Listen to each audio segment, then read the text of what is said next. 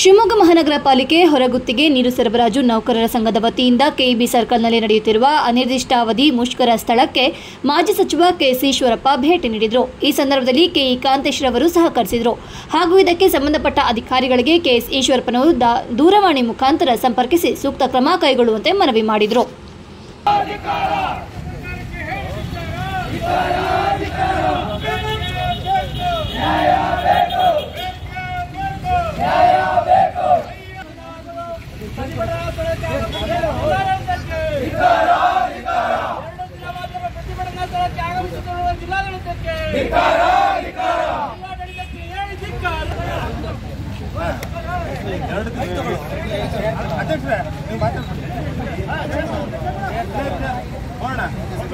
ಸಮಸ್ಯೆ ಹೇಳ್ಕೊಳ್ಳಿ.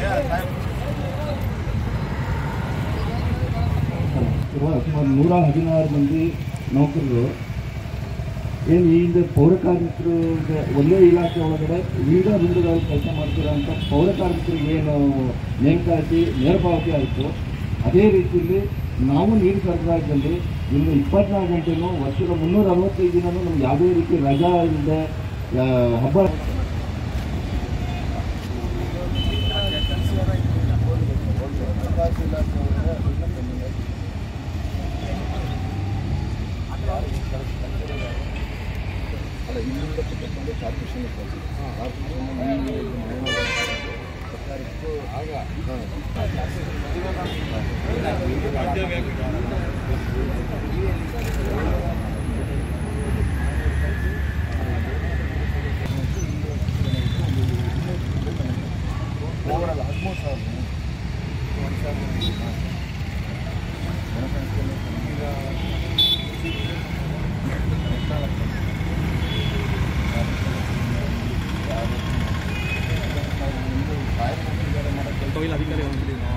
ಅಧಿಕಾರಿಗಳು ಯಾರು ಭೇಟಿ ಮಾಡಿದಾರಾ? ಇಲ್ಲ.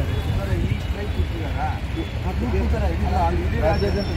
ಬೆಂಗಳೂರಿನಲ್ಲೂ ಕೂತಿದ್ದಾರೆ. ಯಾರು ಗಮನ ಹರಿಸಿಲ್ಲ ಸರ್. ನೀರು ಕೊಡ್ತೀನಿ. ಮೈಸೂರು ಬರುತ್ತದೆ.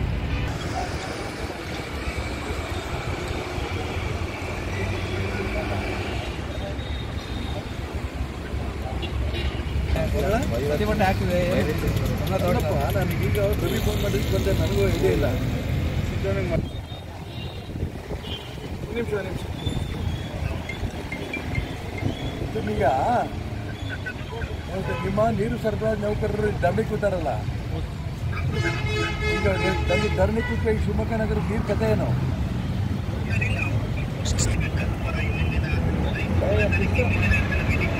ಹಾಂ